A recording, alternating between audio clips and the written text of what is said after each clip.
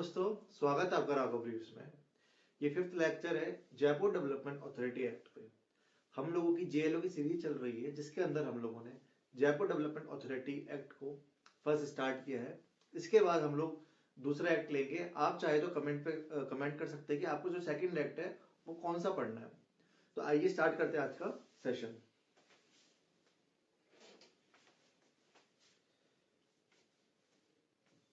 Previous session के अंदर हमने सेक्शन 28 तक कवर कर लिया था। आज हम लोग चैप्टर 6 को कवर करेंगे, control of development and use of land included in plans. Section 29 states that declaration of development area की जो जयपुर डेवलपमेंट अथॉरिटी है वो डिक्लेयर कर देगा कि कौन कौन से एरिया पर डेवलपमेंट एरियाज कंसीडर करेंगे।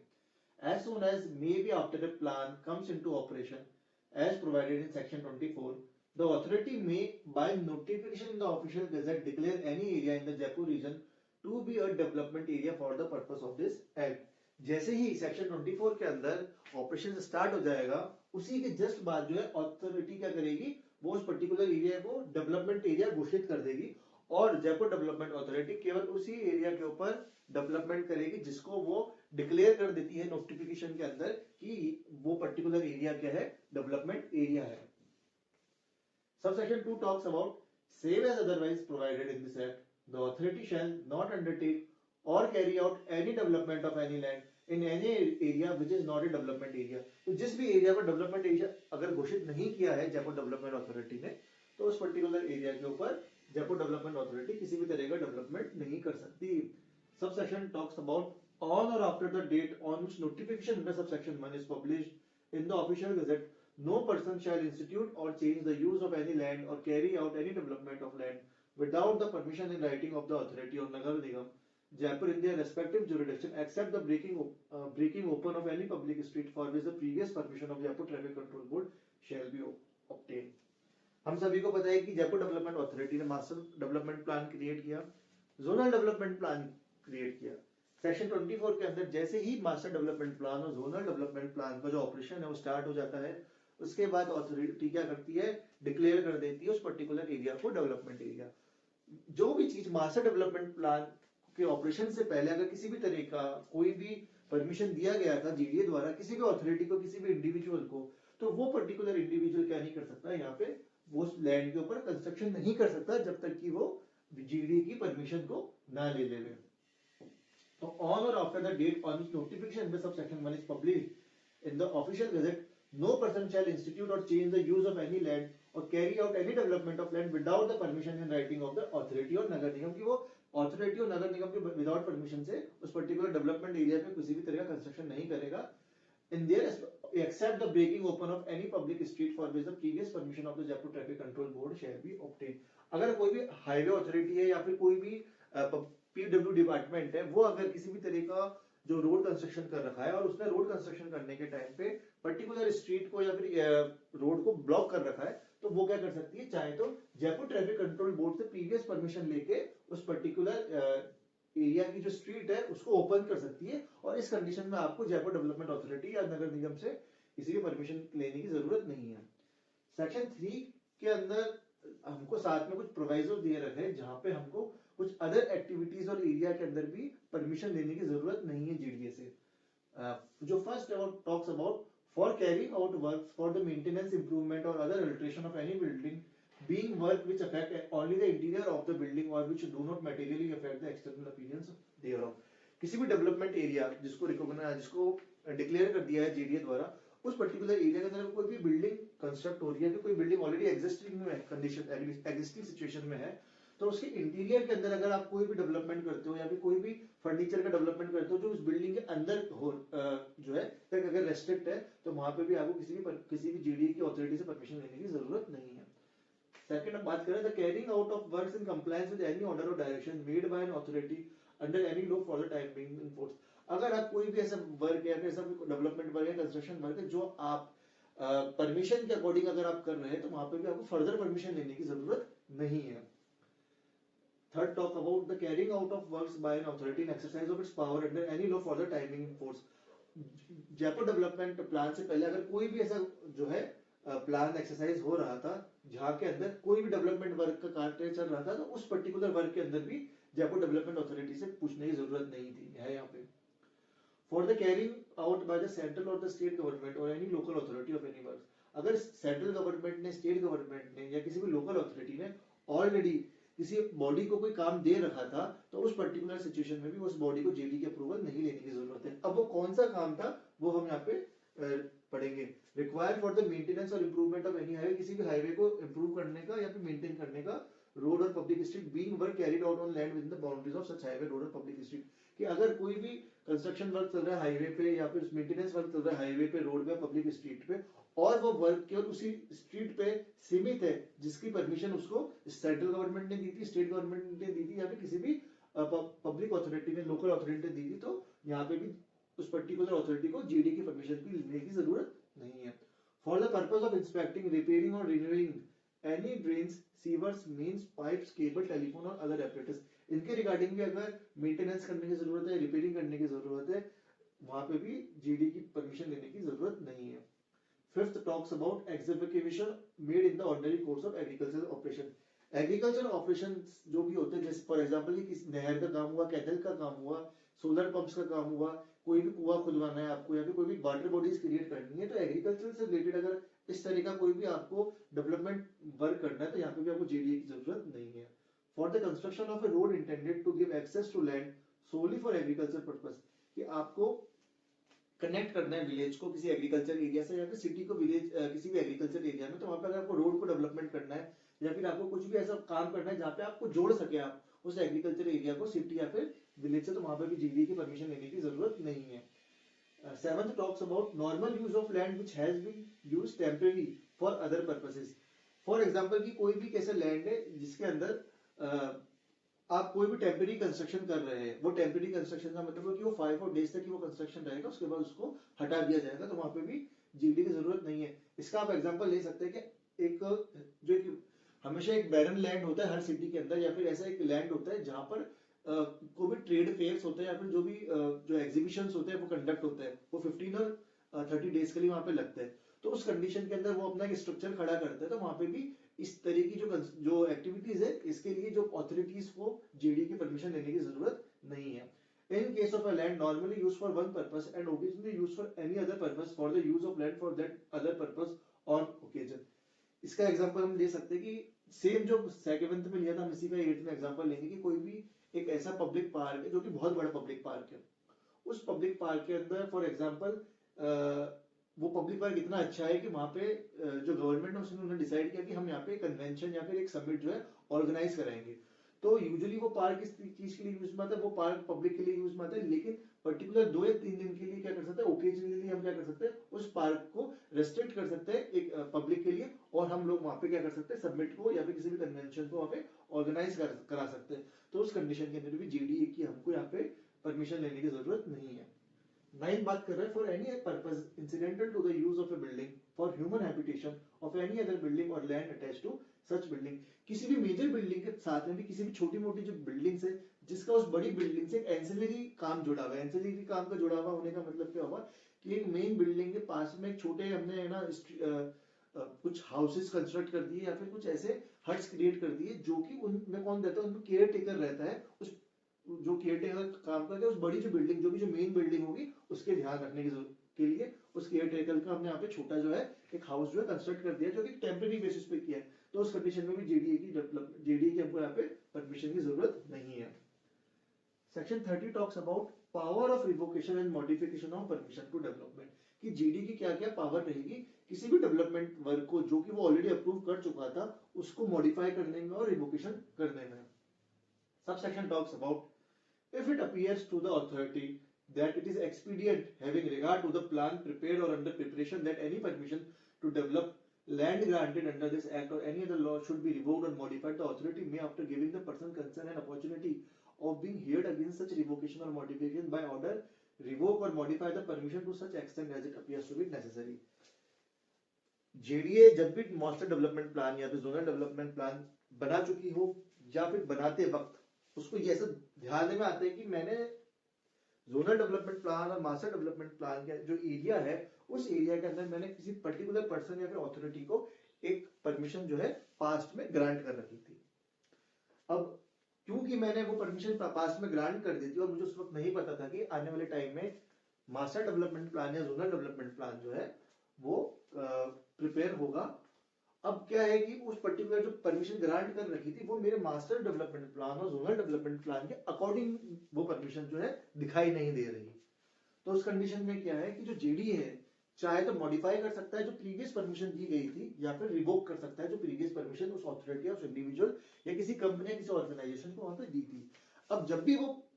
मॉडिफाई करेगा या रिवोक करेगा तो वो क्या करेगा, उस इंडिविजुअल को क्या करेगा, अपने सामने बुलाएगा और उसको एक मौका देगा कि आप बताइए कि हम आपके ये जो प्लान है इसको रिवोक क्यों ना करें या फिर मॉडिफाई क्यों ना करें। ये सही बात है कि जीडीए को की जरूरत के हिसाब से वहां पर रिवोकेशन और मॉडिफिकेशन हो रहा है, और उसके अंदर जीडी के पास हक नहीं है कि वो सामने वाले को ये बोल सके कि आप हम आपको ये जस्टिफाई करो कि हम आपका रिवोकेशन या मॉडिफिकेशन नहीं करें। लेकिन वो इसलिए ये परमिशन देती है कि कई बार ऐसा होता है कि जीडीए जो है कुछ ऐसे गलत स्टेप्स उठा लेती है, फिर ऐसे गलत फहमी के मद्देनजर रखते हुए कुछ ऐसे जो नोटिस है वो भेज देती है। इसलिए सामने वाली पार्टी को नेचुरल जस्टिस के अकॉर्डिंगली एक अपॉर्चुनिटी दी गई है कि आप चाहे तो अपना जो वक्तव्य है, जो अपना जो भी आपको वहां पे बात रखनी है, आप वो जीडी के समक्ष रख सके। तो ये जो सब सेक्शन में इसीलिए बात कर रहे थे कि जब भी जीडीए जो है कभी प्रीवियस प्लान को अगर मॉडिफाई करती है, रिवोक करती है, तो वहां पे वो सामने वाली पार्टी को ये बोलेगी कि आप हमारे सामने आइए और हमको जस्टिफाई करिए कि हम इसको रिवोक या मॉडिफाई क्यों ना करें। लेकिन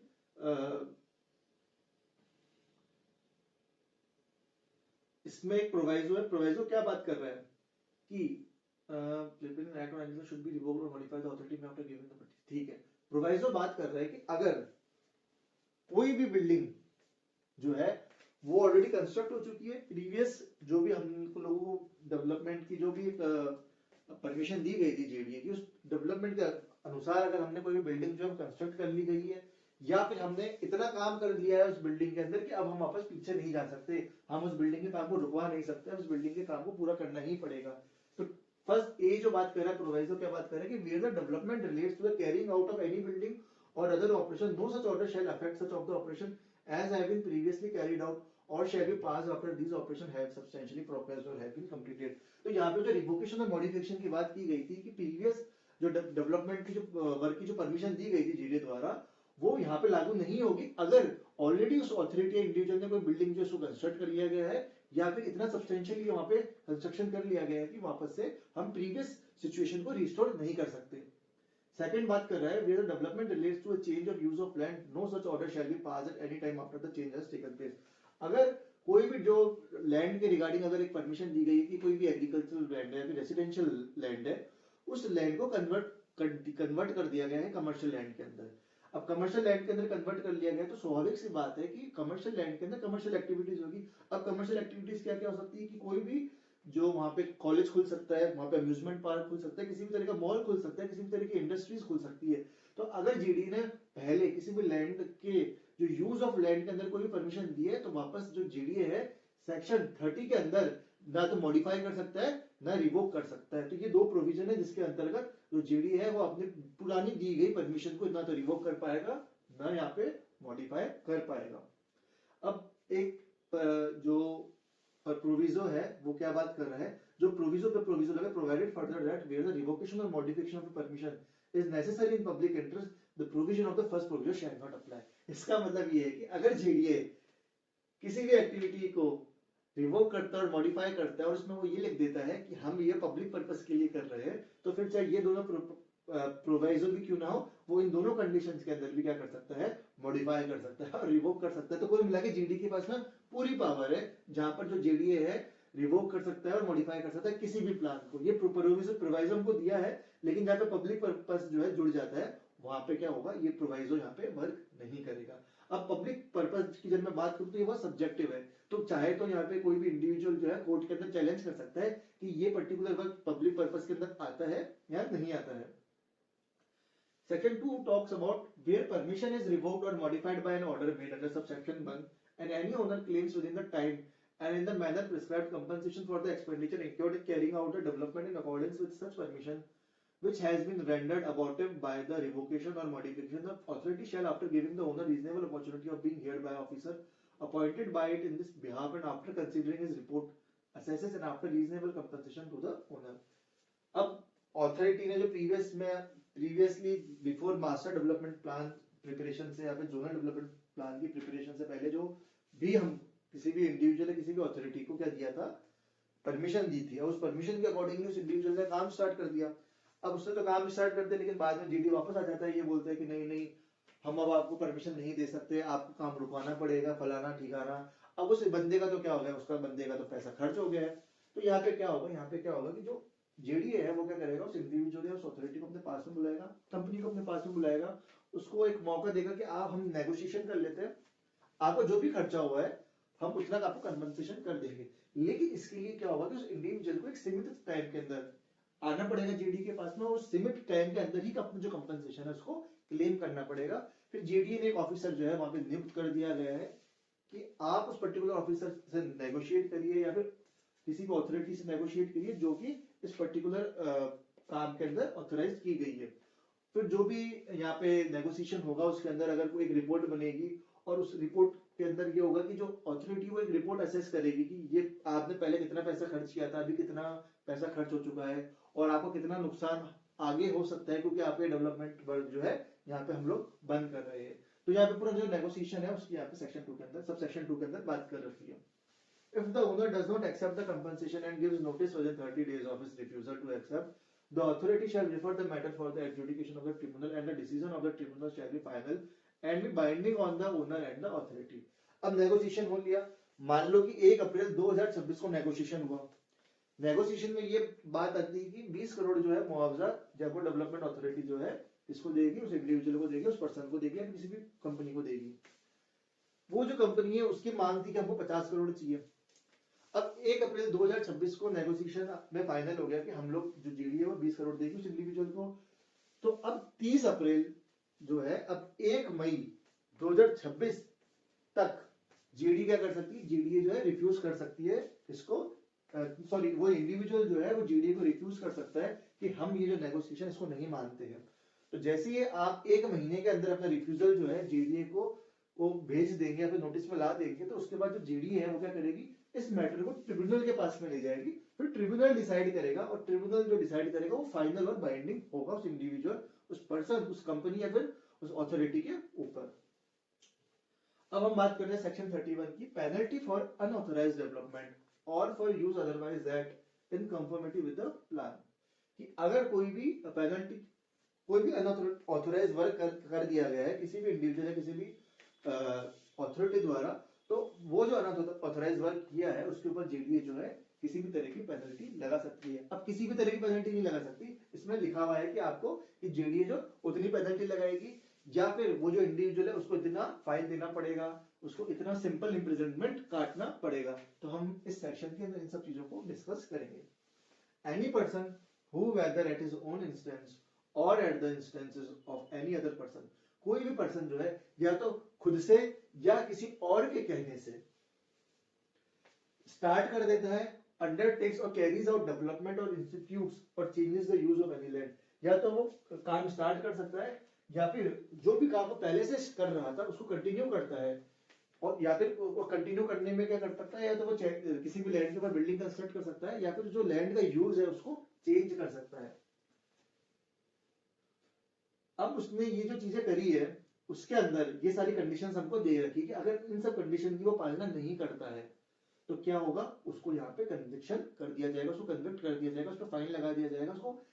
सिंपल इम्प्रिजनमेंट की सजा करार कर दी जाएगी। अब अगर कोई भी पर्सन जो है वो ऐसा खुद से काम करता है, किसी के कहने पे काम करता है, लेकिन वो इन कंडीशन की पालना नहीं करता, अभी कंडीशन कौन सी है, without permission required under this act, कि उसने बिना किसी परमिशन लिए जेडीए से काम शुरू कर दिया, या फिर which is not in accordance with any permission granted or in contravention of any condition subject to which such permission has been granted, या तो उसने उस कंडीशन जो परमिशन आपको दी गई थी आपने उस परमिशन के अकॉर्डिंगली ये काम नहीं किया, या आपको परमिशन तो दी गई थी लेकिन परमिशन के साथ में आपको कंडीशन भी दी गई थी कि आप इस कंडीशन को ध्यान में रखते हुए इस पर्टिकुलर डेवलपमेंट प्रोजेक्ट को करेंगे। तो आपने क्या किया कि उस परमिशन को तो मान लिया कि परमिशन दी है, लेकिन आपने कंडीशन नहीं मानी और आपने उस कंडीशन को क्या कर दिया, आपने कंडीशन का वायलेशन कर दिया। सी बात कर रही है after the permission for development has been duly revoked, या फिर आपकी जो परमिशन थी सेक्शन 31 के अंदर क्या कर दी गई, रिवोक कर दी गई या उसको मॉडिफाई कर दी गई, और सॉरी उसको आपने रिवोक कर दिया, और रिवोक करने के बावजूद आपने क्या किया, यहाँ पे जो भी रिवोक आप किया गया परमिशन आपकी, उसके बावजूद आपने जो अपना डेवलपमेंट वर्क है उसको कंटिन्यूटी में रखा। डी बात कर रहा है in contravention of any permission which has been duly modified, या फिर आपकी कोई भी जो परमिशन थी उसको मॉडिफाई कर दिया गया था जेडीए द्वारा, उस मॉडिफिकेशन को आपने नहीं माना, आपने प्रीवियस जो आपको परमिशन मिली थी आप उसी के अकॉर्डिंगली काम करते हुए आ रहे हो, तो इन सारे के सारे वायलेशंस पे क्या कर सकती है जेडीए, आपको कोर्ट में घसीट सकती है, और कोर्ट आप पे सिंपल इम्प्रिजनमेंट जो है वो लगा सकती है, जो कि 15 दिन से कम नहीं होगा और 45 दिन से ज्यादा नहीं होगा। साथ ही साथ आपको 25,000 रुपए का फाइन भी यहाँ पे भरना पड़ेगा। और अगर आप कन्विक्ट हो जाते हो, कन्विक्ट होने के बाद भी आप अपने बर्ताव में किसी भी तरह का चेंज नहीं लाते हो, आप स्टिल कंटिन्यू कर रहे हो वो डेवलपमेंट वर्क को, आपने उसको या तो रोका नहीं है, या आप कंडीशन को नहीं मान रहे, या फिर जो भी मॉडिफाई किया गया था जेडीए द्वारा आप उस मॉडिफाई की गई परमिशन के अकॉर्डिंगली काम नहीं कर रहे, तो कोर्ट क्या कर सकता है, आप पे डेली 500 रुपए का जो जुर्माना है वो ठोक सकता है, और वो 500 रुपए आपको तब तक देने पड़ेंगे जब तक कि आप कंप्लायंस नहीं कर लेते हो जीडीए की जो मॉडिफाइड जो परमिशन है उसके accordingly, provided that the court may for any adequate and special reasons to be mentioned in the judgment impose a sentence of imprisonment for a term of less than 15 days। अगर court को ये लगता है कि कुछ ऐसे special circumstances बन रहे हैं, आपकी हेल्थ खराब है, या फिर ऐसी कोई सिचुएशन आती है कि हाँ हमसे गलती हो गई थी, उन्होंने मान लिया कि हमसे गलती हो गई थी, अब उसको सही कर देंगे, तो उस कंडीशन में कोर्ट चाहे तो 15 दिन से कम सजा भी यहाँ पे दे सकता है, जो सेंटेंस है वो कम भी दे सकता है। सबसेक्शन बात कर रहा है any person who continue to use or allow the use of any land or building in contravention of the provision of a plan without being allowed to do so under section 17, or where the continuance of use of such use has been allowed under that section continues such use after the period over which the use has been allowed without complying with the terms and conditions under which the continuance of such use is allowed। Subsection 2 ये बात कर रहा है कि जब आपने section 17 के अंदर परमिशन ली थी जेडीए की, और जेडीए ने आपको परमिशन दी थी, या फिर आपको परमिशन दी थी उसके साथ में कंडीशन लगाई थी, तो फर्स्ट जो बात बोली गई है यहाँ पे कि जो भी आपको परमिशन दी गई थी आप उस परमिशन के अकॉर्डिंगली काम नहीं कर रहे, या फिर आपको परमिशन के साथ में जो कंडीशन लगाई गई थी आप उस कंडीशन के अकॉर्डिंगली काम नहीं कर रहे, तो उस कंडीशन में क्या हो सकता है, जेडीए फिर से आपको क्या कर सकती है, कोर्ट में घसीट सकती है, आपको सिंपल इम्प्रिजनमेंट होगी जिसमें 15 दिन की कम से कम सजा होगी, 45 दिन की ज्यादा से ज्यादा सजा होगी आपकी, साथ ही साथ आपको यहाँ 5,000 रुपए का फाइन भरना पड़ेगा, और अगर आप कन्विक्ट होने के बावजूद फिर से कंटिन्यू रखते हैं अपने उस एक्ट को, उस डेवलपमेंट वर्क को, तो 1,000 रुपए जो है आप पे डेली का जुर्माना जो है वो यहाँ पे लगाया जाएगा, तब तक जब तक कि आप अपने काम को परमिशन के अकॉर्डिंग नहीं कर देते, या आप अपने काम को पूर्ण रूप से रोक नहीं देते। प्रोवाइडेड दैट द कोर्ट में for any advocate and special reason, ये सेम है कि कोर्ट चाहे तो आपकी जो सेंटेंस है 15 दिन से यहाँ पे कम कर सकता है। सेक्शन 32 बात कर रहा है power to require removal of unauthorised development. अब आपने जो काम किए हैं अपने सेक्शन 31 के अंदर, उन सारे काम को अगर जेडीए डिक्लेयर कर देता है कि वो अनऑथराइज्ड काम है, तो उस कंडीशन में क्या कर सकता है जेडीए, आपके उस काम को डिमोलिश कर सकता है, डिस्ट्रॉय कर सकता है, रिमूव कर सकता है, पुल डाउन कर सकता है, और साथ ही साथ क्या कर सकता है, आपसे पैसा भी लेगा, आपकी ही बिल्डिंग को तोड़ने का पैसा आपसे ही लेगा, और उसका भी तरीका यहाँ पे दे रखा है कि वो लैंड एरिया के अंदर आपके अंदर इंक्लूड कर देगा वो सारा पैसा। Where any development of land has been carried out as indicated in subsection 1 of section 31, the authority may, subject to the provision of this section, within 10 years of such development, serves on the owner a notice requiring within such period being not exceeding 1 month, as may be specified therein after the service of the notice to be take such step as may be specified in the notice। अब ये जो section है ये बहुत सारी बातें करता है। पहले तो ये बात ये कर रहा है कि अगर कोई बिल्डिंग जो है मास्टर डेवलपमेंट प्लान और जोनल डेवलपमेंट प्लान की प्रिपरेशन होने से पहले किसी बिल्डिंग के कंस्ट्रक्शन की अप्रूवल दी गई थी जेडीए द्वारा, और वो बिल्डिंग जो है, फॉर एग्जांपल कि आपका मास्टर डेवलपमेंट प्लान जो है 2025 जुलाई में आया और सितंबर 2025 के अंदर जो बिल्डिंग जो है वो कंस्ट्रक्ट होकर रेडी हो गई थी और उसकी आपको परमिशन कब मिली थी 2020 के अंदर, 5 साल पहले परमिशन मिली थी और 2025 के अंदर सितंबर में वो रेडी हो गई। अब जेडीए को लगता है बिल्डिंग की परमिशन तो गलत थी, यहाँ पे क्या कहते हैं कि बिल्डिंग को हमारे डेवलपमेंट प्लान के अकॉर्डिंग ये बिल्डिंग नहीं आ रही है, तो यहाँ पे जो जेडीए जो है क्या कर सकता है, अगर पब्लिक पर्पस का रीजन देके उस बिल्डिंग को गिराने का नोटिस दे सकता है, फिर उस बिल्डिंग के प्लान के अकॉर्डिंगली अगर उस बिल्डिंग में कुछ चेंज कर, मतलब मास्टर डेवलपमेंट प्लान के अकॉर्डिंगली उस बिल्डिंग के अंदर किसी भी तरह का चेंज करने की जरूरत है, तो वो नोटिस में ये बोल सकता है कि आप अपनी बिल्डिंग के अंदर ये पर्टिकुलर चेंजेस कर दीजिए ताकि हमारी ये जो आपकी बिल्डिंग है ये in consonance with the master development plan हो जाएगी। अब नोटिस दे दिया, अब नोटिस देने का जो 1 महीना होगा उसके अंदर क्या होगा, नोटिस देने के 1 महीने के अंदर जिस भी पर्सन को वो नोटिस दिया है वो पेश होगा किसके सामने, जेडीए के सामने पेश होगा और वो उन सब चीजों की पालना करेगा जो कि नोटिस के अंदर दी गई है। अब हम सेक्शन को यहाँ पे डिटेल में डिस्कस करेंगे। Where any development of land has been carried out as indicated in subsection 1 of section 31, the authority may subject to the provision of this section within 10 years of such development. अगर पिछले जो भी building construction हुई थी उस building construction होने के 10 साल के अंदर जेडी क्या कर सकता है, नोटिस दे सकता है, लेकिन बिल्डिंग कंस्ट्रक्शन होने के 10 साल बाद जेडी किसी भी तरह का नोटिस नहीं दे सकता। कि 2025 के अंदर अगर बिल्डिंग कंस्ट्रक्ट हो गई थी और जेडीए का जो प्लान था, डेवलपमेंट प्लान था, वो 2035 के अंदर आते हैं, तो 35 के अंदर आने के बाद क्या हुआ कि 2025 में बिल्डिंग कंस्ट्रक्ट हो गई थी, 35 में मास्टर डेवलपमेंट प्लान आया, तो वहां पे जो जेडी है वो इस बिल्डिंग के लिए कोई भी नोटिस यहाँ पे नहीं दे सकता। बिल्डिंग कंस्ट्रक्ट होने के 10 साल में अगर कोई भी मास्टर डेवलपमेंट प्लान आया है तो मास्टर डेवलपमेंट प्लान जो आने के अंदर वो ये देखा जाएगा कि जो बिल्डिंग कंस्ट्रक्ट हुई है उसके 10 साल के अंदर जो है नोटिस यहाँ पे देना होगा। और वो नोटिस देने के बाद क्या होगा कि जो पर्सन होगा जिसको नोटिस दिया गया उसको 1 महीने के अंदर जो है जो भी नोटिस के अंदर बोला गया है उसको क्या करना पड़ेगा, उसको वहां पे उसका ध्यान रखना पड़ेगा या फिर उसको उसकी कंप्लायंस करनी पड़ेगी। In cases specified clause A or C of subsection 1 of section 31 to restore the land to its condition existing before the said development हो। कि सेक्शन ए और सी के अंदर क्या बात बोली गई थी, सेक्शन ए और सी के अंदर ये बात बोली थी कि अगर वो कंडीशन को अगर कोई परमिशन नहीं मिली या फिर परमिशन रिवोक कर दी गई तो वापस क्या करना पड़ेगा, जो बैक कंडीशन जो को रिस्टोर करनी पड़ेगी उस सिचुएशन के अंदर जहां पे वो बिल्डिंग जो है कंस्ट्रक्ट नहीं थी। अगर आपको मैं वापस समझाऊं सिंपल लैंग्वेज के अंदर कि जो या तो अपन ने यहाँ पे जो बात करी थी कि जब ज्यादा परमिशन ही नहीं दी आप जेडीए ने या फिर रिवोक कर दी जेडीए ने परमिशन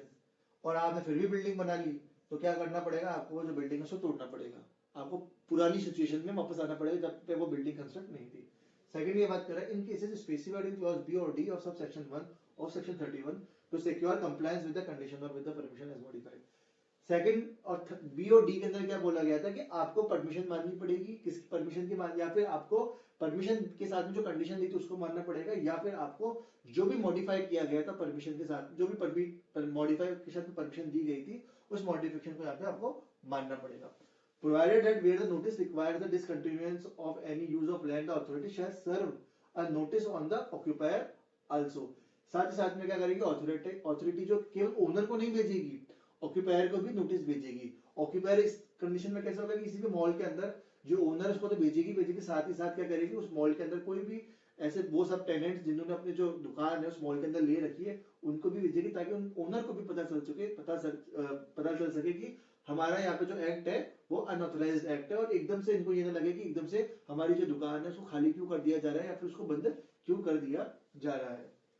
सेक्शन 2 बात कर रहा है कि इन पर्टिकुलर सच नोटिस में for purpose of sub section 1 require कि नोटिस के अंदर किन किन चीजों को पालना करने के लिए आदेश दिया जा सकता है। द डिमोलिशन और अल्टरेशन ऑफ एनी बिल्डिंग और वर्क्स कि अगर जेडीए चाहे तो डिमोलिश कर सकती है या फिर अल्टरेशन कर सकती है। अल्टरेशन का मतलब क्या हुआ कि किसी भी पर्टिकुलर बिल्डिंग का जो प्रोजेक्शन है, फॉर एग्जांपल फर्स्ट फ्लोर के अंदर जो प्रोजेक्शन का मतलब क्या होगा, जो बालकनी वो ज्यादा निकल रही है तो वहां पे क्या कहेगी जेडीए कि आप आपकी जो बालकनी को या तो तोड़िए या फिर उसको अंदर की तरफ लाइए। The carrying out on land of any building or other operation की आप अपने काम को उस तरीके से करेंगे जिस तरह से उसको परमिशन यहाँ पे दे रखी है। The discontinuance of any use of land या फिर वो चाहे तो नोटिस में लिख सकती है कि आप अपना जो काम है उसको पूर्ण रूप से बंद कर दीजिए। सेक्शन 3 बात करें कि any person agreed by such notice may within the period specified in the notice and in the manner determined by regulation apply for permission under section 17 for retention on the land of any building or work or for the continuance of any use of the land to which the notice relates and pending the final determination all withdrawal of the application the mere notice itself shall not affect the retention of buildings or works or the continuance of such use. Section 3 ये बात कर रहा है कि अगर किसी भी individual को ये लगता है कि हमने ये पर्टिकुलर बिल्डिंग जो है सही तरीके से नहीं बनाई थी या फिर हम लोगों ने सेक्शन 17 के अकॉर्डिंगली सेक्शन 17 के कंप्लायंस में ये बिल्डिंग कंस्ट्रक्ट नहीं किया था, तो वो क्या कर सकता है कि नोटिस देने के 1 महीने के अंदर या फिर नोटिस के अंदर जो भी टाइम पीरियड दे रखा था कि आपको उतने टाइम पीरियड तक जवाब देना है, तो उस पर्टिकुलर टाइम पीरियड के अंदर क्या कर सकता है, जेडी के पास में जाके सेक्शन 17 के अंदर परमिशन वापस से अप्लाई कर सकता है। लेकिन वो जब अप्लाई करेगा उससे ये नहीं मान लिया जाएगा कि जेडीए ने उस पर्टिकुलर इंडिविजुअल को परमिशन दे दी गई, नहीं। उस कंडीशन में क्या होगा कि जैसे ही वो अप्लाई कर देगा, क्या कहते हैं, सेक्शन 17 के अंदर वापस एप्लीकेशन देगा जेडीए को, तो वहां पे जो वो नोटिस जो भेजा गया था वो नोटिस उस पर्टिकुलर टाइम तक रुक जाएगा जब तक कि जो जेडीए है उस परमिशन के ऊपर जब तक कि डिसीजन ना दे देवे। अब वो डिसीजन कुछ भी हो सकता है, या तो वो डिसीजन दे देगा कि हाँ परमिशन दे दी गई है, या फिर वो डिसीजन को रिफ्यूज कर देगा, या फिर वो मना कर देगा कि हम आपको परमिशन नहीं देंगे। तो सेक्शन 3 यहाँ पे इस चीज की रिगार्डिंग बात कर रहा है। The foregoing provision of this chapter shall, as far as may be applicable, apply to any application made under subsection 3. इसका मतलब क्या हुआ कि जो भी यहाँ पे जेडीए के पास में जो भी परमिशन के लिए सेक्शन 17 में जो परमिशन के लिए जो एप्लीकेशन दी गई थी, वहां पे प्रीवियसली जो सेक्शंस अप्लाई किए गए थे सेक्शन 17 के टाइम, वो फिर से इस सबसेक्शन के अंदर के हमको अप्लाई करने होंगे। सेक्शन 5 बात कर रहा है, if the permission applied for is granted the notice shall stand withdrawn, but if the permission applied for is not granted the notice shall stand, or if such permission is granted for the retention only of some building or works or for the continuance of use of only a part of the land, the notice shall stand withdrawn as respect such buildings or works or such part of the land, but shall stand as respect other building or works or other parts of the land as the case may be, and thereupon the owner shall be required to take steps specified in the notice under subsection 1 as respect such owner buildings works or part of the land.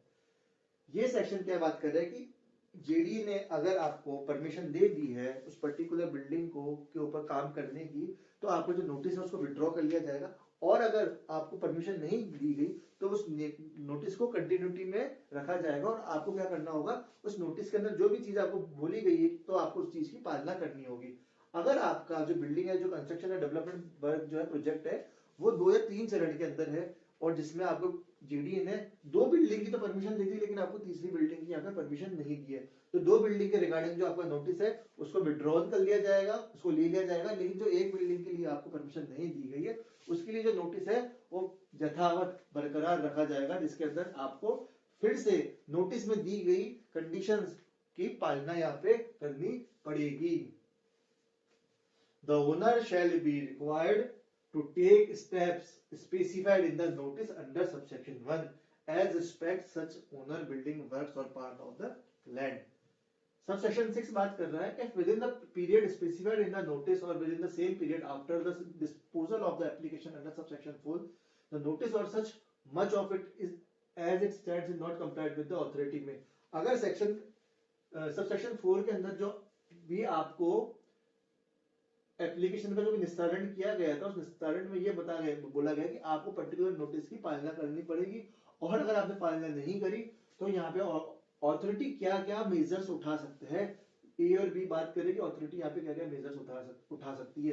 Prosecute the owner, owner को prosecute कर सकती है कि उसने notice की compliance नहीं करी थी,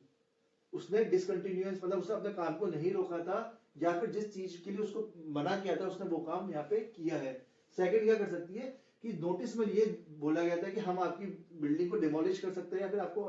या फिर बिल्डिंग को डिमोलिश कीजिए या फिर अल्टर कीजिए, अगर आपने ऐसा कोई भी काम नहीं किया तो ये सारे काम क्या कर सकती है, जेडीए करेगी, या तो डिमोलिश कर देगी या खुद से उसके अंदर अल्टरेशन करेगी, कि आपकी अगर बिल्डिंग का जो फ्रंट की बाउंड्री थी वो बहुत ज्यादा निकली हुई थी, रोड पे आ रही थी, तो क्या कर देगी जेडीए, जेसीबी से उसको तोड़ देगी। जेडीए वो सारे स्टेप्स उठाएगी जो स्टेप्स आपको पहले उठा लेने चाहिए थे, और जो भी खर्चा आएगा जेडीए का, चाहे जेसीबी का आया, लेबर्स का आया, जो भी चीजों का खर्चा है वो सारा का सारा खर्चा जेडीए किससे लेगी, वो आपसे लेगी। इसमें साफ साफ लिख रहा है कि डिमोलिशन और alteration of any building or works or carrying out of any building or other operation and recover the amount of any expenses incurred by it in this behalf from the owner as arrear of land revenues, कि आपके खाते पे वो जोड़ दिया जाएगा, अगर आप उसको पे नहीं करते हो तो आपका बैंक अकाउंट फ्रीज कर दिया जाएगा, आपकी प्रॉपर्टी अटैच करके उसको बेच दी जाएगी उस पर्टिकुलर अमाउंट को क्या करने के लिए, रिकवर करने के लिए। सबसेक्शन 7 बात कर रहा है any person prosecuted under clause A of subsection 6 shall be shall on conviction be punished with simple imprisonment which shall not be less than 15 days but which may extend to 45 days or within fine or with fine which shall not be less than 25,000 rupees, and in the case of a continuing offence with a further fine which may extend to 25,000 rupees for every day during which such offence continues after the conviction for the first commission of the offence। Section 7 बात करें कि अगर आप section 6 की compliance नहीं करते हो तो आपके ऊपर क्या लगा दिया जाएगा, वो पे फाइन लगा दिया जाएगा 25,000 का, आपको सिंपल इम्प्रिजनमेंट हो जाएगी कम से कम 15 दिन की, ज्यादा से ज्यादा 45 दिन की, और अगर आप कन्विक्शन होने के बाद भी कंटिन्यू करते हो उस एक्ट को और आप रुकते नहीं हो जेडी के बोलने पर भी, तो आपको 25,000 जो है एवरीडे यहाँ पे बढ़ने होंगे तब तक जब तक कि आप अपने उस पर्टिकुलर नोटिस की पालना नहीं कर लेते। तो आज के लिए बस इतना ही, अगले सेक्शंस जो है वो हम आने वाली क्लासेस में करेंगे। अगर आपने राघव ब्रीफ्स को सब्सक्राइब नहीं किया है तो आप राघव ब्रीफ्स को सब्सक्राइब कर लीजिए